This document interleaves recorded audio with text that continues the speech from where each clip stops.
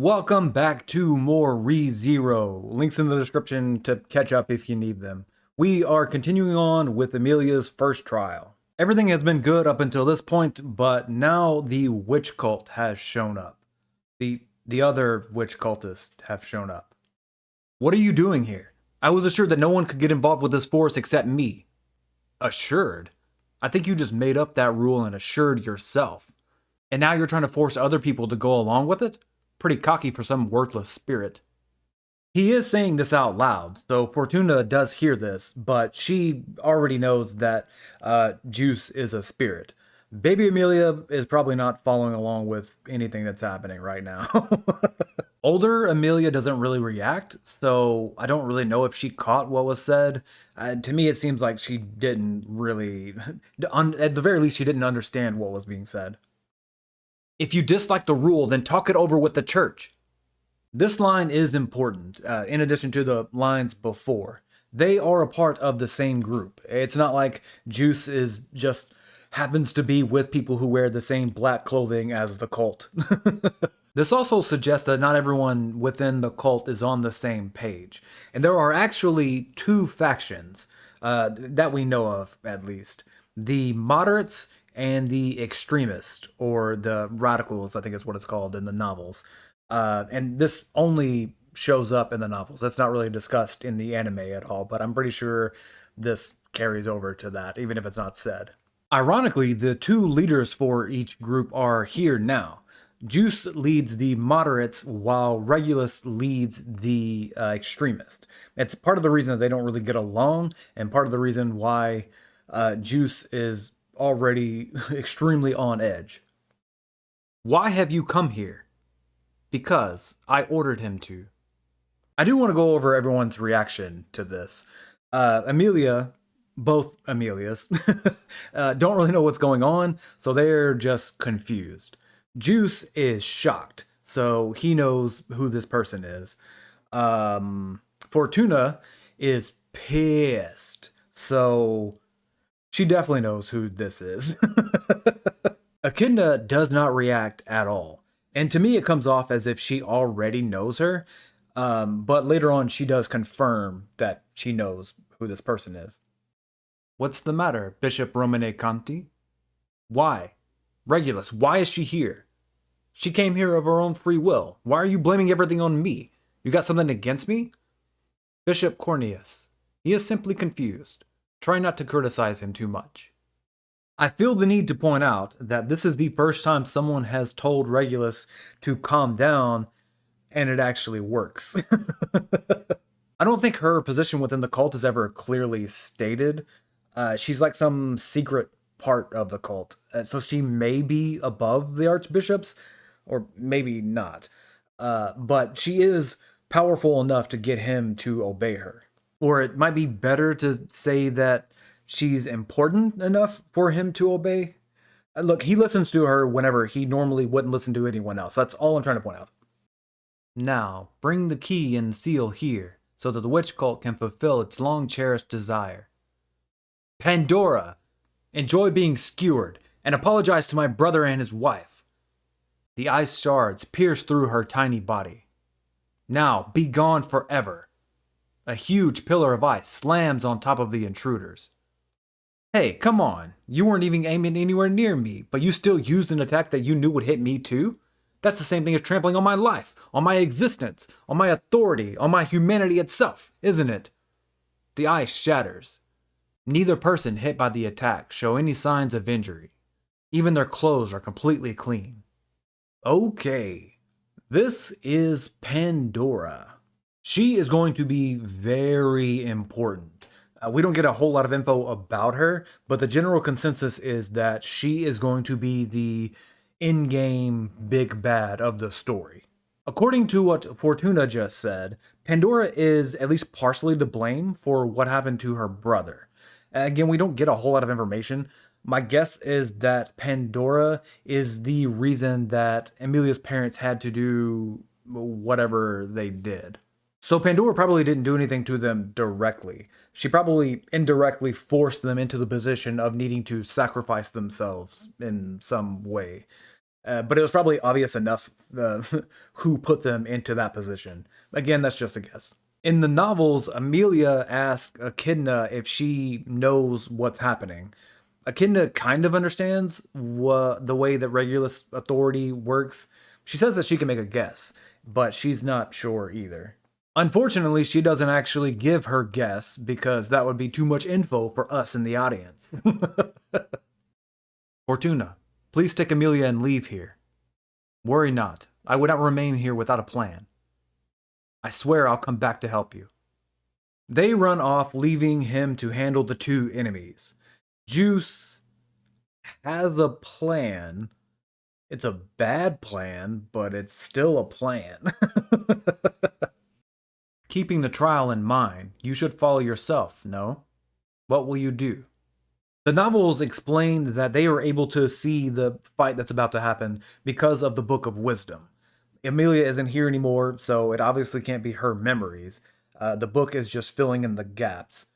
But because the book is basically just has all the knowledge, it's pretty accurate. I would assume that it's pretty accurate to what actually happened way back 100 years ago. The anime has the scene move on before Amelia can make a choice. The novels are pretty similar. The only difference is that Amelia asks Echidna why she is so adamant about them leaving.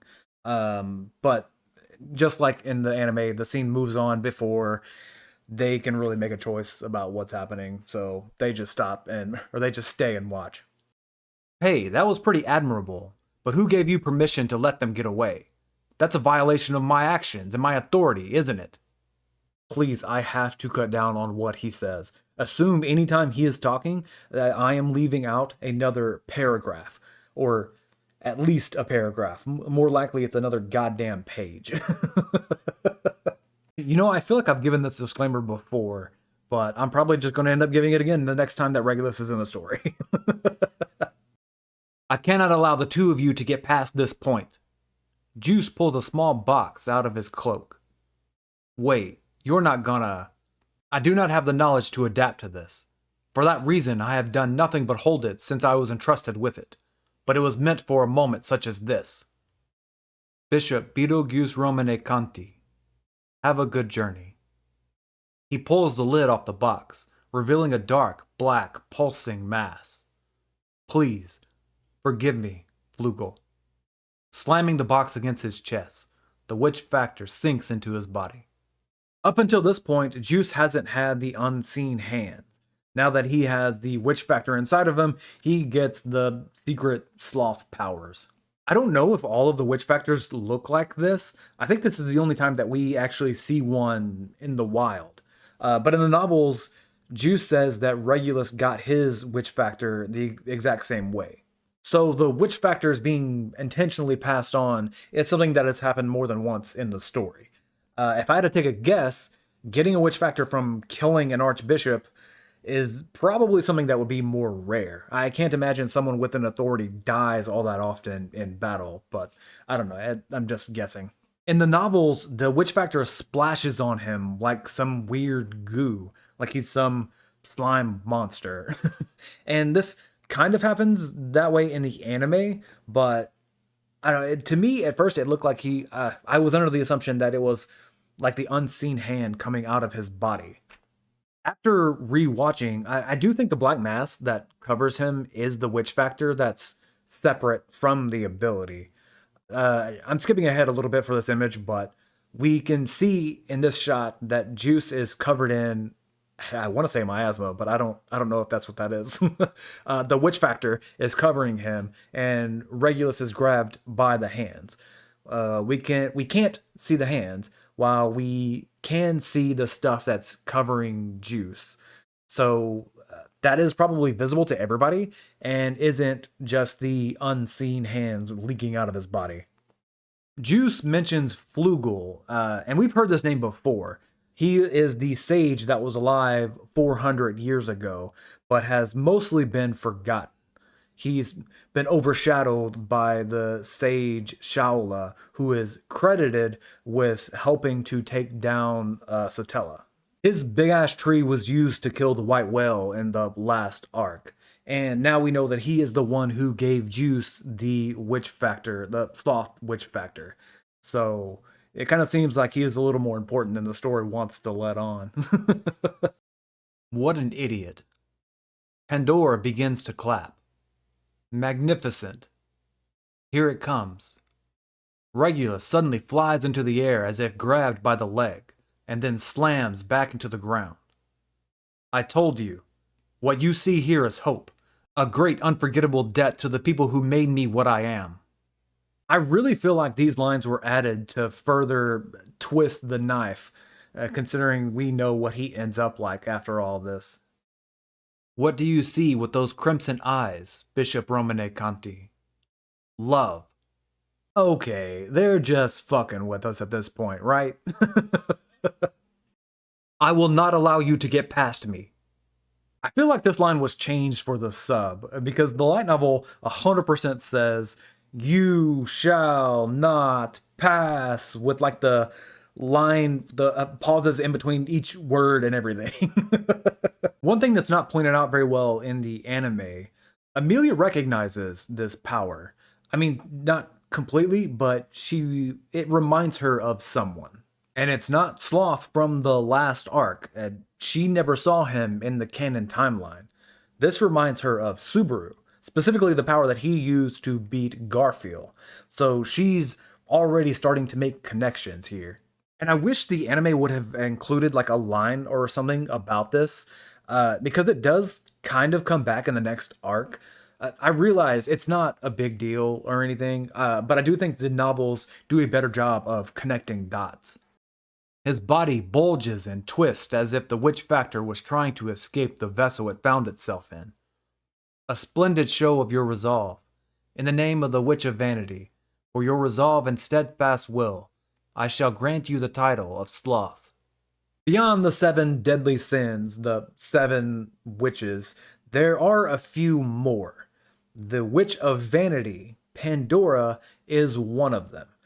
She's also called the Witch of Vainglory, but I'm just going to stick with Vanity because it's easier for me to remember. We're already getting signs that Juice is not handling the witch factor all that well. He just injected it, and he is already super bloody. And he hasn't even been attacked yet. And what's happening is something that a lot of people point to when discussing the compatibility with witch factors. He is not compatible with this witch factor, and for whatever reason that is. And the witch factor is essentially fighting back against him because of that. This is something that he knew beforehand. Before he absorbed it, he says that he is not able to adapt to it, or not compatible with it is what it's said in the novels, and that's probably what I'm going to keep with. It means the same thing. And he's known this for a long time. He's had this witch factor since the creation of the cult hundreds of years ago. So there must be some way to check whether you're compatible with the witch factor or not, but we are not going to get that info yet. The unseen hands dive at Pandora, but before they can reach her, Regulus jumps in front and completely stops the attack. There's no way you should have been chosen by the witch factor, but you're holding it in with no regard for the payment it requires? Juice attacks Regulus, twisting his head around. After a second, his head merely twists back to its original position, with no damage showing. The unseen hand doesn't relent, but the attacks hit what seems like a force field and can no longer reach the target. While they're locked in a stalemate, something should be happening with the other two. You're saying we should leave here? But look at what Juice is putting himself through.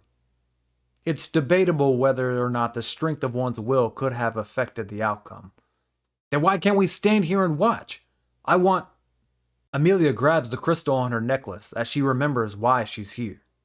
It looks like even your insignificant brain has realized which is the wiser choice. We're moving on to where you and your mother fled. With a snap of Echidna's fingers, the scene changes.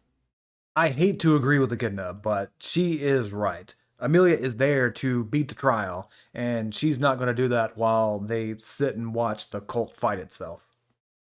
Don't leave me. Don't leave me behind. I won't lie. I won't break any promises anymore. I'll be good. Even baby Amelia can see that Fortuna is planning for the worst and may not come back. Well, I say that, but I mean, she is a kid. She could just be saying this so that she's not left alone. But she is right, and we'll kind of see this here in a second. In every version, Amelia says that Fortuna is her real mother. And I want to be clear on this. Fortuna is not the one who gave birth to Amelia. She is trying to say that Fortuna is not a substitute for her mother. She thinks of Fortuna as her mother, even if she's not her biological mother. That's what she means. Before anybody comes in here trying to say that this is some reveal that Fortuna is her real mother all along, or something like that. Fortuna, Archie, are the villagers safe? The news is not good. The men are fighting the people who arrived with the bishop. If we stay in the forest, we'll be found eventually. They're after the seal, right? Fine. I'll be right there. The men of the village and Juice's group are fighting against the group that came with Regulus and Pandora. A couple of things that are left out of the anime. One, Fortuna is the strongest elf there. Not surprising. That's why she can't really leave. Two, Fortuna and Amelia aren't actually from the forest like the other elves. Apparently, Amelia's parents and Fortuna joined in with this group of elves. Archie says that it was recently, but it probably wasn't that recently from our point of view. Because of their long lives, their sense of time is a little bit different. And we aren't really given an exact timeline for any of this. All we know is that Amelia's mother specifically helped out this group of elves a lot, and because of that, all of them were welcomed in as family. But because they joined, they brought the heat of the cult that is attacking them. So there could be some animosity there, but Archie dispels that idea. He says that no one in the village is blaming them for what's happening. You must take Amelia and leave the forest. And what happens if I run away now? If they get their hands on the seal, the world will end this time. Wait, what? The world will end? So, assuming that's true, that means that a part of the cult wants the world to end, and a part of it doesn't. And I feel like that doesn't really tell us a whole lot about the cult, honestly. Amelia, I have to go and fulfill a very important duty to protect everyone. No, Mother, Please do as I say. I want you to leave this forest with Archie. Archie, it's a bit early, but I'm entrusting you with the mission of the forest dwellers. Take Amelia, please. She's the beloved daughter of my brother, his wife, and myself. It's not fair. You know I can't refuse when you tell me that. No, I'm staying. I want to stay with you. Please, I don't want to be alone. You will never be alone. I will always be right there with you. And the memories that come forth when you close your eyes. In dreams when you hug yourself and feel the warmth. And the echoes you hear when you shout into the sky. I will always be with you. You're lying. You're lying. I'm with Emilio on this one. I hate when people respond like this. Oh, I want to stay with you. Oh, I'll always be with you in your memories. Like, motherfucker, you know what I meant. I want you here in person, not just in my memories. Amelia, I promise. You and I will always be together. Leah, I love you more than anyone else in this world. I love you too, Mother. Both Amelia speak in unison as the three of them begin to cry. I have to point out the parallels here between Fortuna and Puck. They use almost the exact same line. Leah, I love you more than anyone else in the world. Puck says it right before he disappears, and Fortuna is saying it thinking that this is going to be the last time that she sees Amelia. This kind of plays into a theory that I'm gonna wait for a little bit before I talk about, because something else is going to happen here pretty soon that's going to also pertain to that theory. So I'm just going to wait until that happens before I talk about it. But it's not going to be that much further into the future. Why? Why did this happen? Because I broke my promise and left my room? No, it's not your fault at all. It's no one's fault. Should I have stayed locked up in my room forever? Then no one would leave, and everyone could stay together. Was I bad? Is that why everyone hates me, and I end up alone? No, that's not true, Amelia. No one hates you. Everything in this world exists to bless you. No idea where she got this idea of people hating her. That seems to be completely out of nowhere. But it could be early signs of her trying to change reality in her head to make it something easier for her to understand. I don't know. I'm not a huge fan of that happening this early, considering what's about to happen right after this. But it's not crazy to think that she's subconsciously running away. She's a kid. She's just trying to make sense of all of this. Also, I don't think that Archie is just trying to cheer her up. I mean, he is trying to cheer her up, but he's not lying about it. I think the entire village is trying to protect her, and they would probably all say the same thing that he is saying now. Suddenly, something cuts Archie's leg, causing him to fall. He looks back and sees that his leg is turning red and black. The Black Serpent.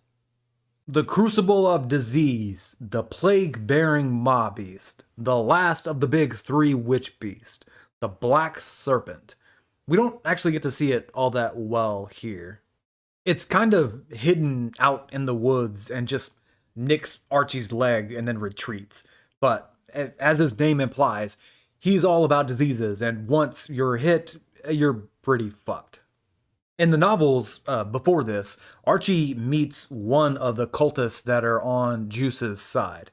It's actually one of his fingers, which says that that whole system was in place way back 100 years ago.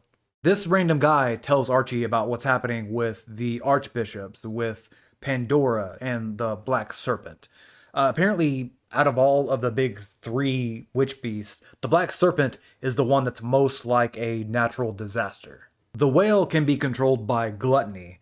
The rabbit can be manipulated using mana, basically, to kind of trick it to go to different spots. The snake doesn't listen to anyone or anything. It's not really even listening to Pandora right now. She just somehow guided it here. We don't get details on that, but she's not commanding it or anything. She just somehow got it here and it's just doing its thing. As you would expect, the Black Serpent attacks them as they go to leave, and the cultist dies. Archie gets attacked pretty soon after that, and I'm pretty sure that it's the snake's tongue that hits both of them in order to spread the disease. I'm not sure if that's going to be important later on or not, but I'm going to point out that detail now. The plague spreads upward.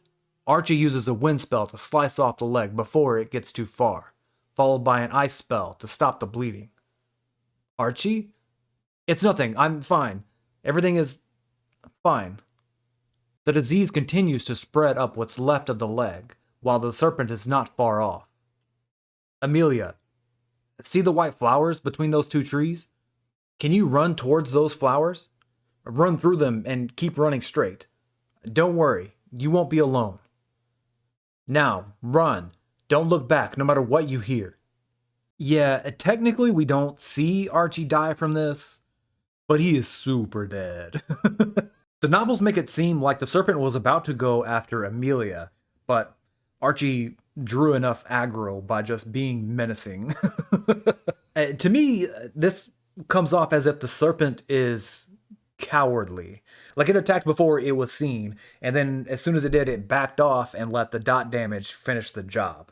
And I don't know if this is what I was supposed to take from all of this, but to me, it just seems like the serpent is a bitch. Amelia does get away, and for some reason the web novel has her fall and get knocked unconscious. The other versions just move on to other things as she runs away, but I guess the web novel wanted a better reason for why they were moving on to other stuff, and then when it got to the light novel, they just dropped that whole idea and just moved on. It's looking pretty bleak for Amelia and her group. Between the witch cult attack and the Black Serpent, there really isn't a way for them to escape out of all of this. So next time we'll see how this ends and we'll wrap up the trial. See ya.